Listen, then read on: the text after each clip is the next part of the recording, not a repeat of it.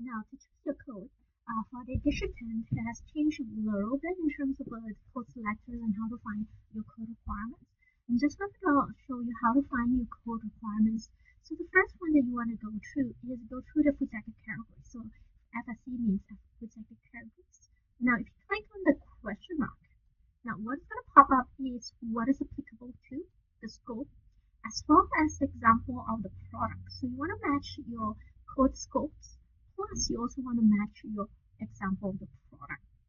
Now, once you have done that, you'll figure different food sector categories that might be applicable to you. And what you want to be doing is go and select all of them. Now, I'm going to go through a couple of things for you. So say, for example, I'm selecting something from primary productions and manufacturing and packaging. That way you can see what's the difference in terms of the code when it pops up. Now, let's do growings of fresh produce and nuts, and then the manufacturing of the nuts as well. Let's see.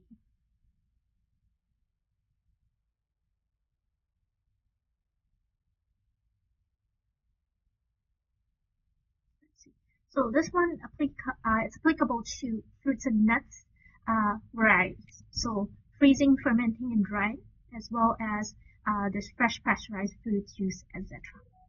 So I'm just going to close this. I'm going to select that part. Okay. Now I have one primary productions as well as a manufacturing and packaging code in there. Now, if you guys do not do storage and distribution only, do not click on food sector category 26. A lot of them are already included as part of your food sector category as well. If not, then go take a look at food sector category 26. They're for storage and distribution. Now, what I want to do is I want to view the results. Now, you'll find that there are applicable food codes in there. There's different checklists there that you can go and download. So this is the checklist for addition times for primary plant productions, as well as a checklist for manufacturing code. Okay, you can download that document, that way you have them. Now I want you guys to take a look at different things that is happening right now. Now, part A, most of the part A, they look very similar. Okay, there are the basic requirements for SQF. So you pop down there, I'll tell you all the requirements for getting your SQF certifications, what to do, not to do, as well as when certain situations occur, for example, your scores, you're not getting the right scoring, what happens with the surveillance, etc. Okay, so I'll tell you that. So I'm going to hide that a little bit. I'm going to go back up, I'm going to hide them. Okay, now I'm going to pop this one in the module 2, the system elements. So you'll find the system elements, they're all kind of combined in a sense.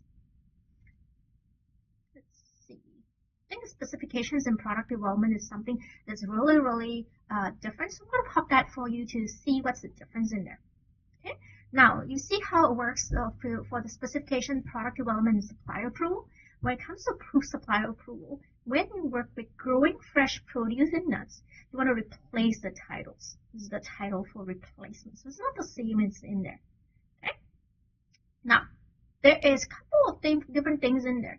It also tells you the clause doesn't apply to selected food sector categories.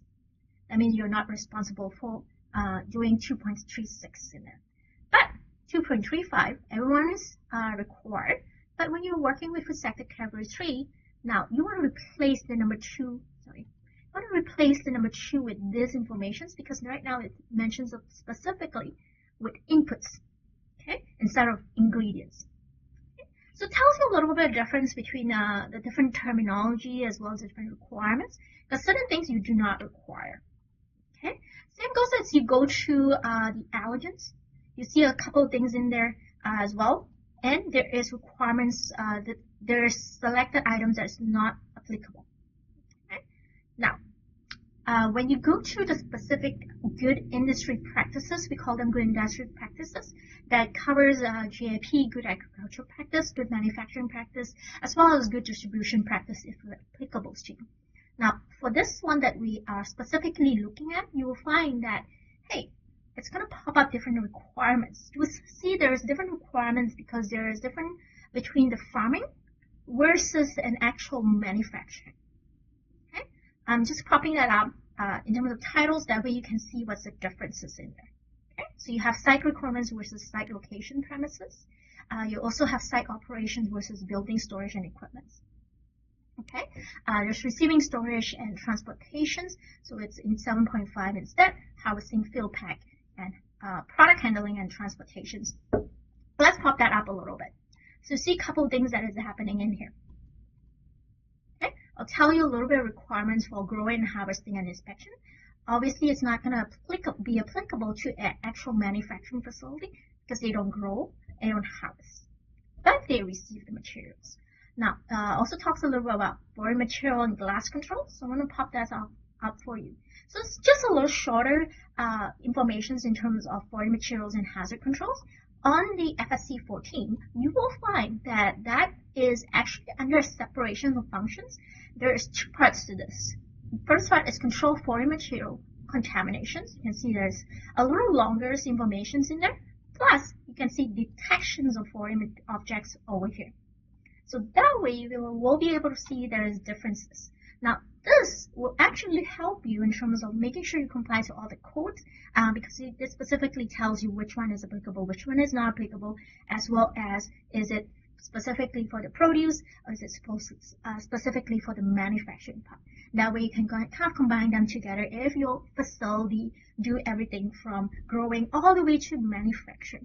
I find this is really, really interesting and really, really helpful, especially if you want to do an internal audit, you know exactly what's going. You don't even have to combine them really hard because it's already mentioned it separately for you. Now, a lot of people will be asking, how do I print this thing? Now, you have to be patient when you go print this because once you hit the print, it's going to start generating something for you, generating documents. Okay? Let's see. I'll make sure I hit that print.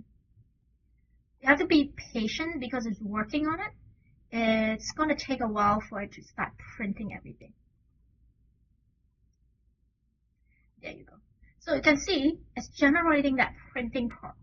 If I scroll down a little bit, you find there's a 99 page, just because incorporate that's part A, and also part B is that we have just spoken about. Yeah. So you see there are a couple things over. I just want to pop this back to a couple things in here. So you can see the change management specifically mention the changes. If you scroll down a little bit more, it will also tell you a couple different things that is difference between the food legislations in there. Well, food sector category 3. Okay. I'll mention a lot of differences between those two different food sector category if you combine them. Okay.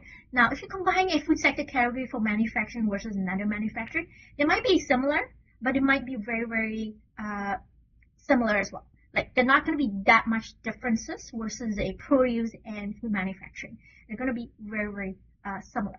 Okay, so you want to be mindful of the differences and make sure you include that as part of your requirements, part of your internal audit requirements. Yeah.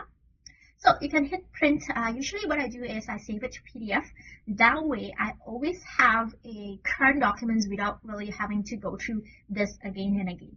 Yeah. I hope that was going to be very, very helpful for you in terms of finding that food sector safety codes and categories for your edition 10.